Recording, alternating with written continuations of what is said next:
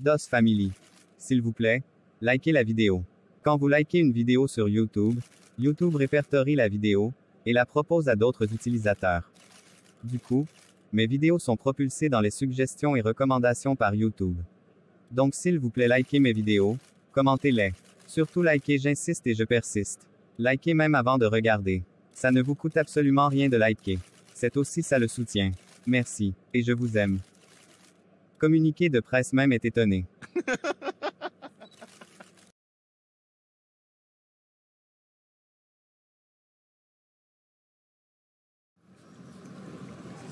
Après avoir annoncé le décès de Tata Aude alors, Edmond lui donna la lettre, que sa tata lui avait laissée, écrite sur un vieux bout de papier. Laure alla s'asseoir pour la lire. L'écriture était pâle, elle avait utilisé un stylo, qui n'avait presque plus d'encre.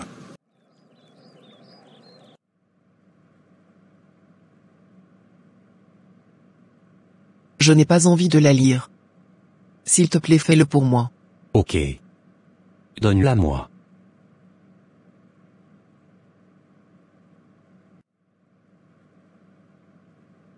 Ma fille Laure. Je t'appelle ainsi, parce que pour moi tu l'as toujours été. Je t'ai toujours considérée comme ma fille. Je t'ai donné tout l'amour que je pouvais. Je t'ai élevée pour que tu deviennes la femme que tu es aujourd'hui. Je t'ai aimée. Oui, c'est vrai, je t'aime, mais à ma façon. J'ai échoué sur plusieurs plans, et je regrette d'avoir pris certaines décisions à ta place. Je n'ai pas été la mère que tu espérais, mais tu as été la fille que j'espérais tellement avoir, que j'ai voulu changer Rosine en toi.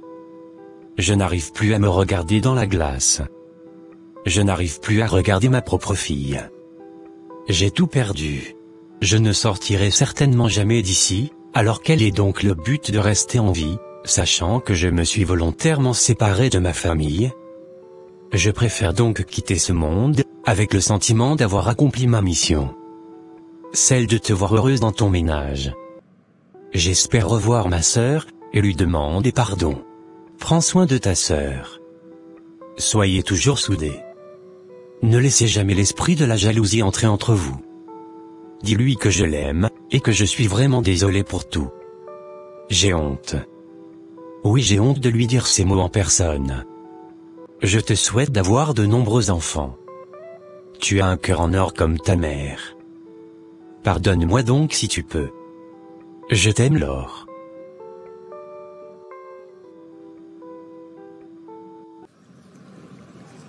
Laure fondit en larmes, et son mari vint la prendre dans ses bras. Je ne voulais pas qu'elle meure. Non, je ne le voulais pas. Je sais, ma chérie. C'est de ma faute. C'est de ma faute si elle a mis fin à ses jours. Ah non, je t'interdis de dire ça. Ce n'est absolument pas de ta faute. Elle a fait un choix. C'était quand même ma mère. Pourquoi elle a fait ça? Et Rosine? Est-ce qu'elle le sait? Non. J'ai d'abord voulu t'en parler. Attends, même je l'appelle voir, si elle peut venir ici. Edmond se déplaça alors, pour appeler Rosine. Maëva, qui attendait sa mère depuis dans sa chambre, décida de descendre. Une fois au salon, elle vit Laure en train de pleurer, et s'inquiéta. Maman, pourquoi tu pleures? Tu es tombée? Tu t'es fait mal? Non, mon bébé. J'ai appris une mauvaise nouvelle. Mon autre maman dont je t'avais parlé, est montée au ciel. Oh, du courage, hein? Ne pleure plus, hein? Ça va aller. D'accord.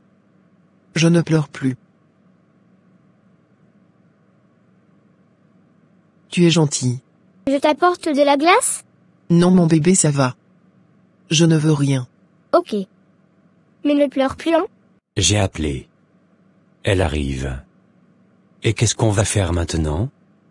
Le corps est à la morgue. On va appeler la famille, et son ex-mari. Je ne sais même pas quoi faire. Je devais rentrer de ce voyage, me coucher, et visionner les vidéos et photos, me ressasser les bons moments passés ensemble, mais voilà que j'entre dans le deuil. Il y a les paquets des autres à remettre. Il faut ranger tout ça. Ah mon Dieu. Pourquoi maintenant? Ne t'inquiète pas. On va le faire. Maëva, aide-moi à mettre les valises en haut. Non, je veux rester avec maman. Ok.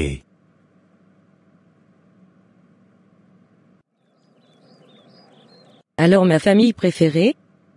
Je viens déballer les valises. Tata, maman pleure. Viens le voir. Elle pleure toujours. Pleurer? Qu'est-ce qui se passe ici? Tu as été rapide. Laure, c'est quoi? Il y a-t-il un problème? Assieds-toi s'il te plaît. Vous me faites peur là. Qu'est-ce qu'il y a? Qui est mort? Je suis désolé Rosine. Ta mère nous a quittés. La mère de qui? Moi, ma mère? Non, j'étais là-bas il y a 2 jours. C'est pas possible. C'est malheureusement arrivé. Elle s'est donné la mort. Oh non mon Dieu maman. Non ce n'est pas vrai, je refuse. Non. Pas ma mère. Rosine s'effondra au sol, et sa sœur alla l'enlacer. Ce fut à l'unisson qu'elles pleurèrent. Depuis l'annonce de la mort de sa mère, Rosine n'arrêtait pas de pleurer. Elle ne voulait rien faire, et restait couchée dans la chambre. Elle se rappelait de sa dernière visite. Sa mère ne voulait pas la voir. Et la seule phrase qu'elle lui avait dit avant de partir, c'était « Sois heureuse ma fille ». Son visage sombre et fade, lui revenait en image. C'était sans doute ses dernières paroles. Elle savait elle-même qu'elle commettrait cet acte Dieu. Chérie, arrête de pleurer comme ça s'il te plaît.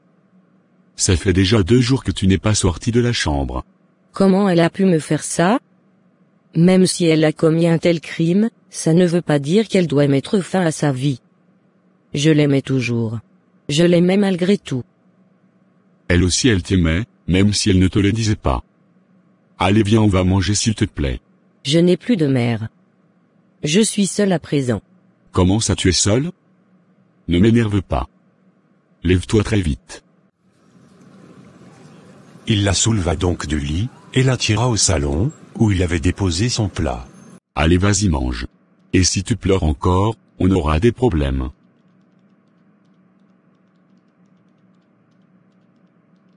Vous avez décidé quoi pour les obsèques? On va l'enterrer le week-end. Pas la peine de garder pour longtemps. Normalement ce genre de mort on enterre vite. Je suis en colère contre elle. Ma mère jusqu'à sa mort, n'a pensé qu'à elle. Vas-y mange mon bébé. En toute chose, il faut d'abord manger. Entre-temps, Edmond sortait de son bureau, en compagnie de Patrice, et ils montèrent dans sa voiture. Laisse-moi au garage. Je vais récupérer ma voiture. Allons d'abord chez mes parents. Pourquoi faire? Je veux voir mon père. Après on ira où tu voudras. Et pourquoi tu veux me trimballer comme si j'étais ta copine? Tu sais que j'ai affaire. Je ne t'ai pas appelé à mon bureau. On va donc marcher comme je l'aurais décidé. N'importe quoi. En passant, ma cousine que tu aimes bien était de passage à la maison. Celle que j'avais touchée dans les toilettes? Elle a chanté ton nom pendant 1 mois. Mais toi tu as déjà trop profité de mes sœurs. C'est fini comme ça. C'est elle qui aimait bien se frotter à moi. Mais dommage pour elle. Aujourd'hui je suis un homme pris, et heureux. C'est bien. Elle m'a quand même demandé de te saluer. Même les salutations je ne reçois plus. Avec Mélanie ça va déjà? Qu'est-ce qui va déjà? Bah au lit je veux dire. Tu as perdu ta belle-mère, et c'est toi qui veux savoir si je fais l'amour avec ma fiancée. Tu es sûr que tu vas bien? Je ne vais pas te mentir. La mort de Tata Oud ne m'affecte pas. Je soutiens ma femme, c'est tout. Il faut vraiment avoir touché le fond, pour se donner la mort. Elle ira retrouver Roger en enfer. Ah oui. Lorsqu'ils arrivèrent chez Monsieur Obiang, ils le trouvèrent assis devant son écran. Le grand chef Monsieur Obiang. Je suis chez toi aujourd'hui. Bonsoir Patrice. Ça fait quand même longtemps que tu n'es pas arrivé ici. Bonsoir papa. Bonsoir. Tu as mes documents. Oui je les ai.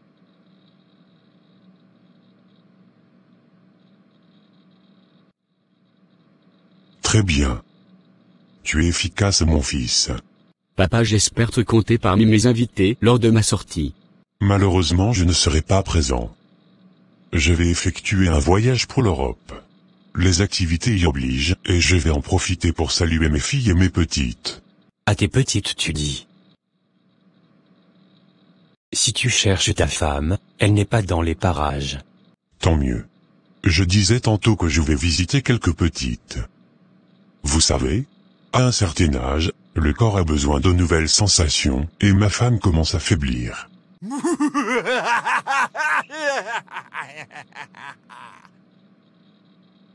Le Percy va me finir un jour. Et après il va faire semblant d'être malade.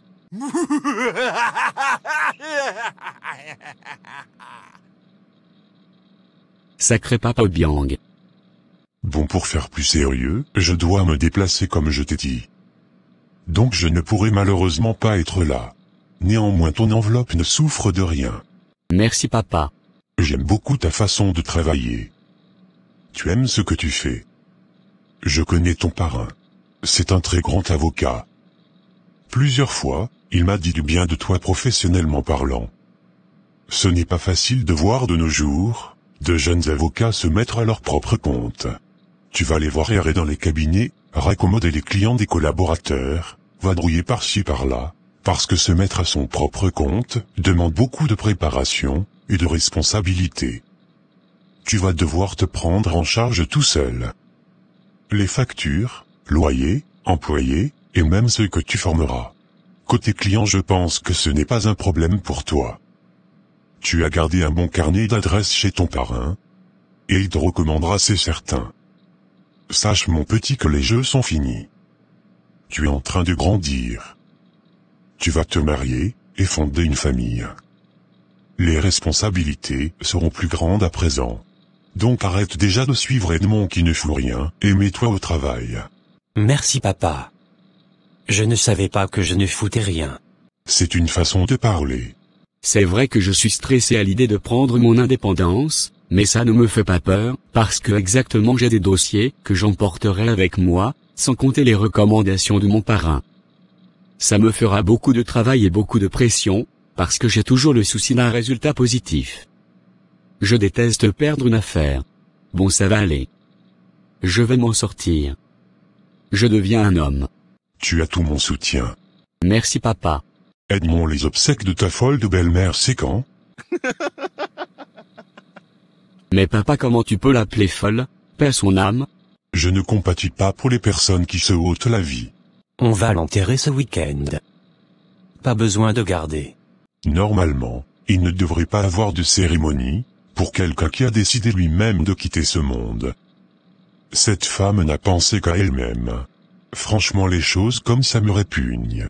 Elle avait en tête de commettre cet acte, parce que Rosine nous a dit qu'elle lui avait demandé à maintes reprises, de ne plus venir la voir.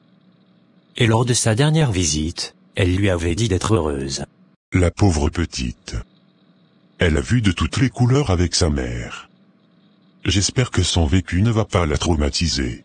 Rosine est très intelligente, pour se laisser emporter par les actes de sa mère. On ne dira jamais assez, qu'on ne récolte que ce que l'on sème. Exact. Bon papa, on va te laisser. D'accord. Patrice, on se voit en semaine. Cherche à me voir avant mon voyage.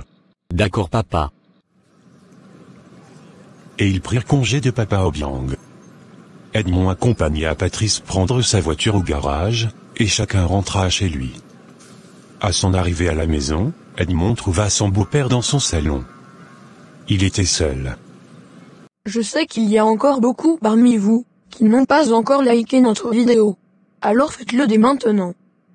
N'oubliez pas aussi de commenter, et partager la vidéo s'il vous plaît. La vidéo peut maintenant continuer. Merci. Je vous envoie de gros bisous. Bonsoir papa.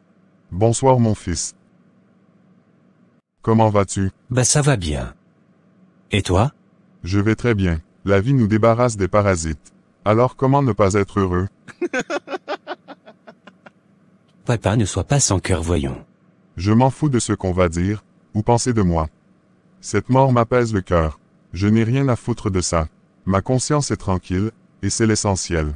Enfin, Cruella a quitté ce monde. Moi-même ça ne me fait ni chaud, ni froid. Quand je l'ai vue la dernière fois, elle était si odieuse. Vraiment je me suis même demandé si elle avait toute sa tête. On va se retrouver au village, pour la mettre sous terre. Après ça, je tourne mon dos, et je rentre chez moi. Si j'assiste même à son enterrement, c'est à cause de mes filles. Papa, Tu faisais quoi? maman me lavait. Bonsoir grand-père. Bonsoir ma princesse. Allez viens t'asseoir à mes côtés. Bonsoir bébé. Tu vas bien? Oui ça va. Je suis un peu fatigué. Fatigué d'avoir coulé des larmes de crocodile. Ah papa c'était la mère de ton enfant. Je ne lui ai rien demandé. Le père scie à la rage. Je n'ai même pas le temps pour pleurer les sorcières. Elle ne me manquera jamais. Même si elle était une sorcière, je ne veux pas qu'on enterre comme un vieux sac de patates. Je veux organiser des obsèques comme je peux. C'est comme si on m'a abandonné avec les charges. C'est rien chérie. On va s'organiser. Ça ne sera pas un grand événement. Il y aura uniquement la famille, et les amis proches. Du moins, ceux qui seront au courant. On va élever le corps ici directement, pour le village. Là-bas, on pourra faire une veillée. Ça va dépendre de vous. Lorsqu'une personne se suicide, on l'enterre directement. Mais on l'a déjà mis à la morgue. Bref. On va gérer papa. Je vais mettre la table. Le week-end, Laure et sa sœur s'étaient rendus au village, pour les obsèques de Tata Aude. Tout avait été fait dans toute sa simplicité, d'autant plus que ça a été un enterrement précipité, d'où l'absence de plusieurs personnes. Laure avait reçu le soutien de ses amis, et celui de son mari.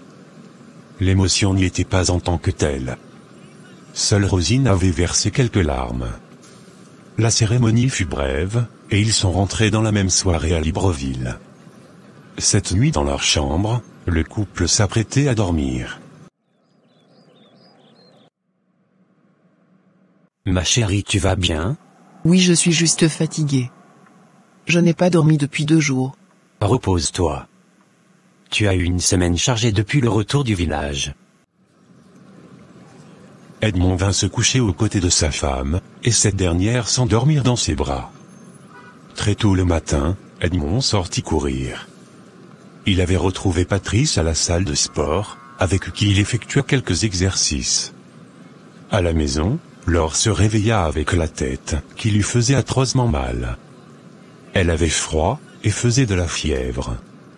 Elle quitta le lit, et sortit. Ses pas étaient lourds, et elle finit par s'asseoir au salon. Maëlva arriva quelques minutes après, de sa chambre. Bonjour maman. Bonjour. S'il te plaît prends mon téléphone dans ma chambre. D'accord maman.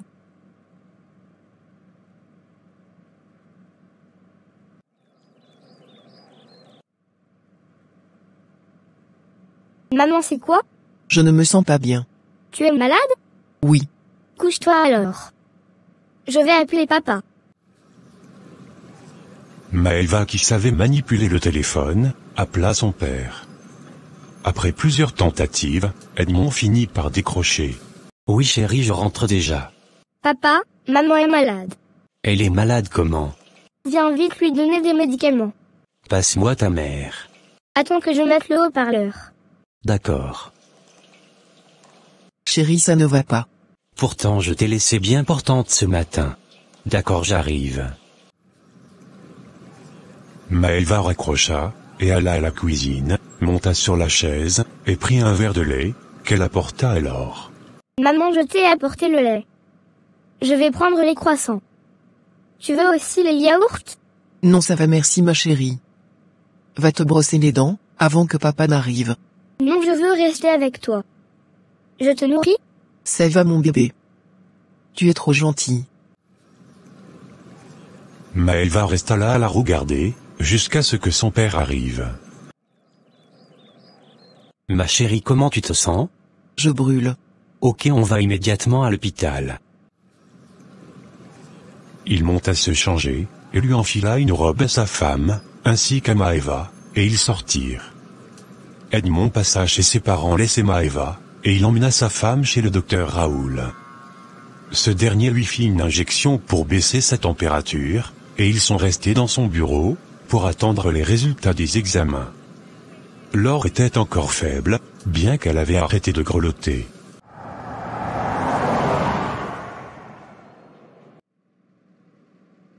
Ça va ma chérie? Oui, ça va mieux. Ça va aller. Déjà mes condoléances pour la disparition de ta tante. Merci. Elle a été très en mouvement ces derniers jours. Je soupçonne le palu. Effectivement, son palu est très positif. Je veux pas être hospitalisé. Donne-moi des médicaments. Je n'ai pas encore fini. Je suis content que ce soit moi qui vous annonce cette bonne nouvelle. Laquelle encore? J'ai fait les tests 3 fois, et c'est positif. Tu es enceinte, Laure. Pardon?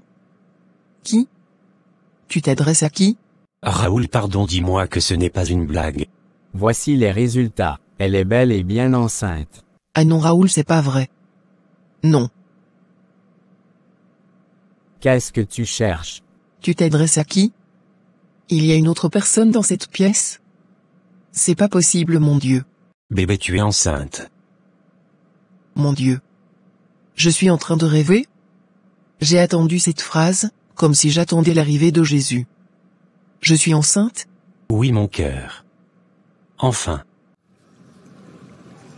Laure s'écroula sur le lit, et le docteur Raoul se précipita pour l'examiner. Qu'est-ce qu'elle a, Raoul? Ne t'inquiète pas, c'est l'émotion. Tu vas l'interner? Non, pas besoin, elle va se réveiller. En attendant, je te donne une ordonnance. C'est une grossesse qui lui a donné le palu. Pas de quoi s'alarmer. Donc elle est vraiment enceinte? Mes félicitations, mon frère. Il a fallu du temps. C'est la meilleure nouvelle que j'ai entendue depuis mon mariage. Je peux lui faire une échographie, pour savoir depuis combien de temps elle est enceinte. Oui, fais ça. Ah, elle se réveille. Mon bébé? Comment tu te sens? Qu'est-ce qui s'est passé? Tu as perdu connaissance, mais rien de grave. Attends. Avant ça, tu as dit quelque chose? Je n'ai pas rêvé? Non, mon bébé, tu n'as pas rêvé. Tu es enceinte. Bon, je vous laisse une minute. Enfin, mon cœur. Enfin, nous allons avoir notre premier bébé. Or, ma puce, arrête de pleurer, tu vas te faire mal. Merci, mon Dieu. Merci infiniment. Bébé, on va avoir un bébé.